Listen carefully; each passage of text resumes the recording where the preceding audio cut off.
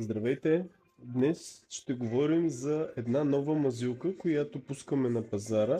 Мазилката се казва Vertu. Това е холограмна мазилка, която ползва цветни основи и ги преобразява напълно. Има доста предложения в каталога. Всъщност мазилката е в два типа. Единият е Vertu Mistral, другия е Vertu Ambra. Отгоре са дадени основите Silicon Force по каталога на Silicon Force.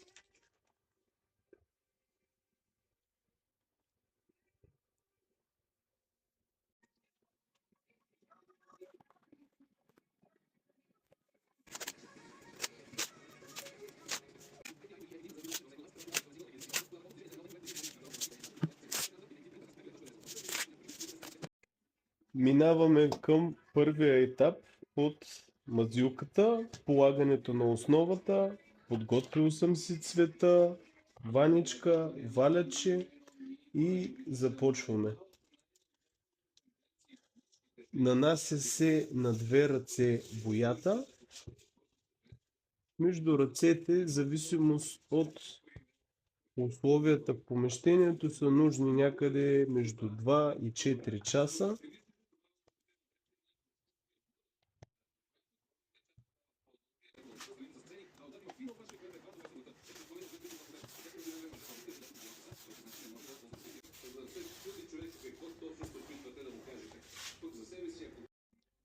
Втори етап, след като сме подготвили основата, почваме да поставяме мазилката.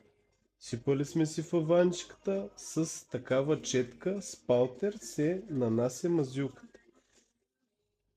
Топваме и с кръстосани движения разнасяме това, което сме взели с четката.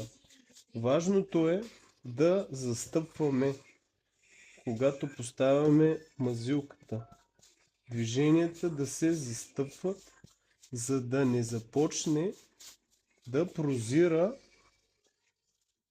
основата.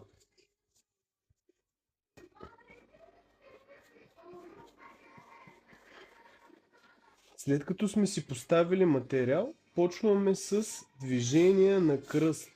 Наляво, надясно, нагоре, надолу.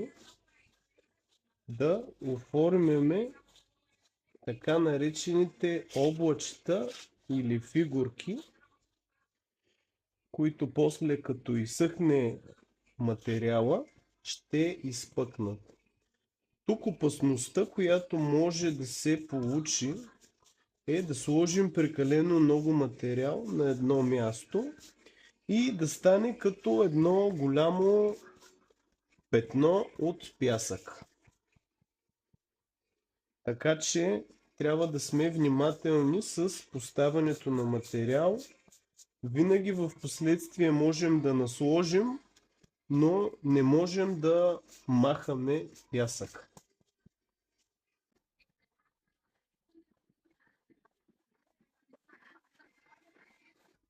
Работим нежно, четката се накланя, без натискане, без напрежение, леко, спокойно.